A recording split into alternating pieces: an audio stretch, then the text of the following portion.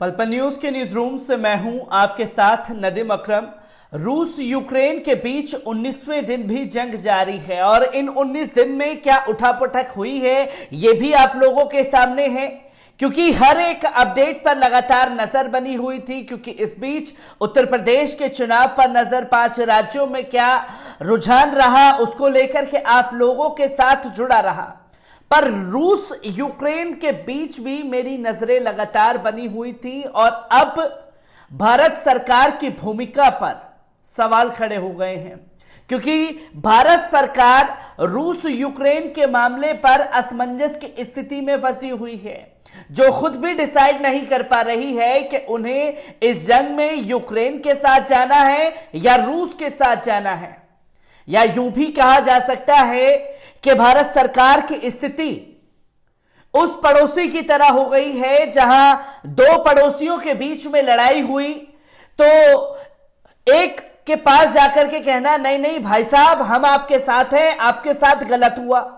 दूसरा उस पड़ोसी से जाकर के मिलना जिसने जुल्म ढाया कि भाई साहब आपने कोई गलती नहीं की, वही जो है गलत होंगे।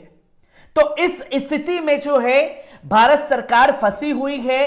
कई बड़ी अपडेट जो है लगातार सामने आ रही हैं और यह बार बार सवाल खड़े हो रहा है कि आखिरकार एक स्टैंड क्लियर रूस यूक्रेन की जंग में भारत सरकार क्लियर क्यों नहीं कर पा रही है।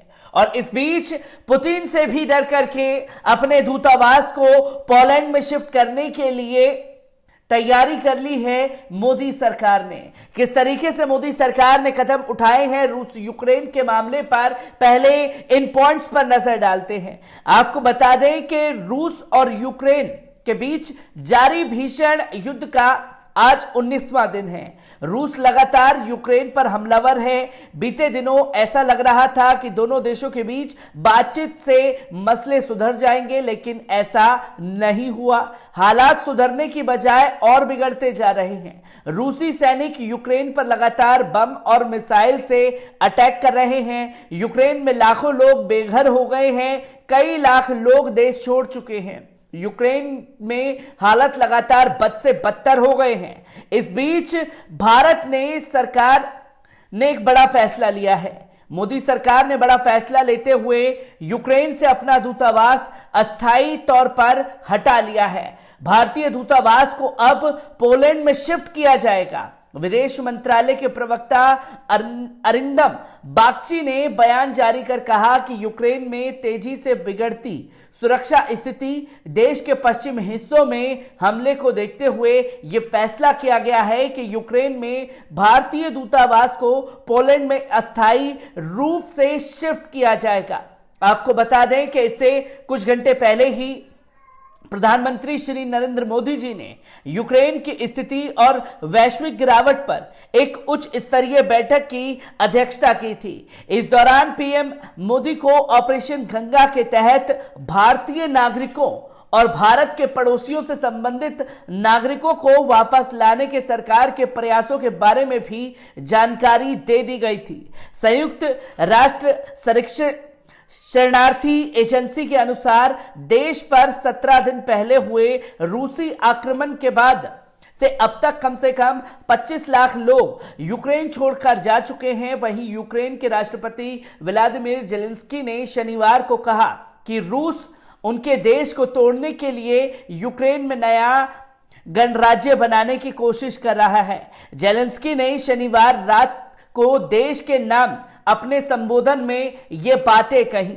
रूसी सेना ने रविवार सुबह पश्चिम यूक्रेन में एक सैन्य प्रशिक्षण अड्डे पर हमला किया, जिसे रूस का आक्रमण पोलैंड के साथ यूक्रेन की लगती सीमा के करीब पहुंच गया।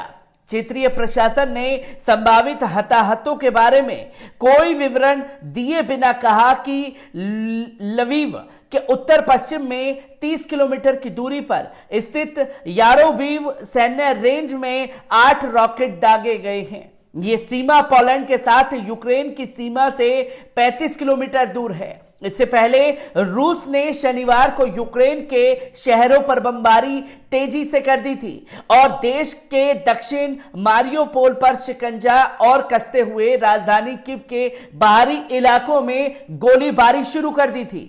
रूस के आक्रमण से मारियोपोल सबसे ज्यादा प्रभावित हुआ। निरंतर गोलीबारी से 443 लाख की आबादी वाले शहर में भोजन, पानी, दवा लाने तथा फंसे हुए नागरिकों को निकालने के प्रयासों को विफल कर दिया गया। महापौर के कार्यकाल के अनुसार हमले के मारियोपोल में 1500 से अधिक लोग मारे गए हैं और शवों को सामूहिक कब्रों में दफन के प्रयास की गोलीबारी के कारण बाधित हो रही है।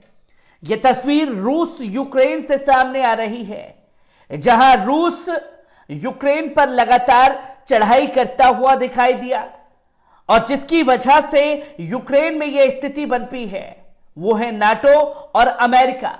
नाटो और अमेरिका मदद देंगे के ऐलान करते करते आज 19वां दिन हो चुका है। क्या मदद यूक्रेन को दी जा रही है हथियारों के जरिए, इसकी कोई जानकारी नहीं है।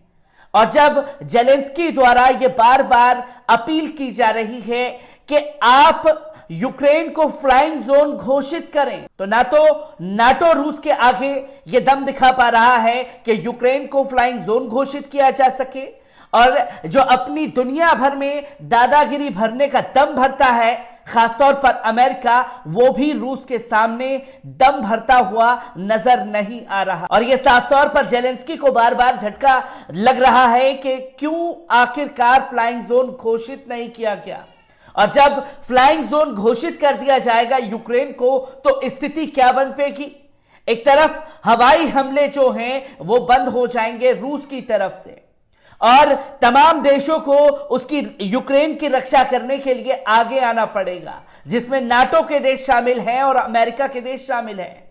और साथ ही साथ जब नाटो के देश और अमेरिका यूक्रेन के साथ खुल करके सामने आएंगे, तो रूस के साथ भी चीन, पाकिस्तान और तमाम देश जो हैं खुल करके आते हुए दिखाई दे रहे हैं, जिससे वर्ल्ड वॉर 3 की स्थिति पनप जाएगी और वर्ल्ड वॉर 3 की तरफ दुनिया ना बढ़े। इसलिए फ्लाइंग जोन घोषित करने से बार बार अमेरिका बचता हुआ दिखाई दे रहा है।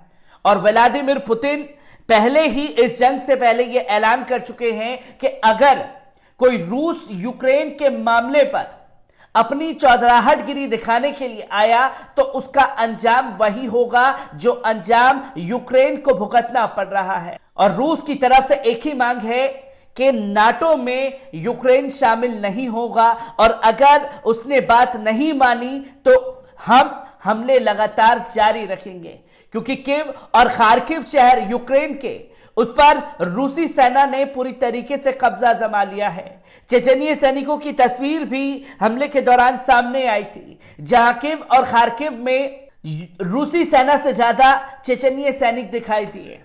तो अब स्थिति और बिगड़ती हुई दिखाई दे रही है, जिसमें भारत सरकार के स्टैंड को लेकर के दुनिया भर में सवाल खड़े हो रहे हैं और इसका फैसला लेना पड़ा कि अपने दूतावास को पोलैंड में शिफ्ट करने की तैयारी जो है भारत सरकार द्वारा की जा रही है। मैं लगातार यूक्रेन के मुद्दे पर आपसे रूबरू होता रहूंगा। दीजिए इजाजत, शुक्रिया।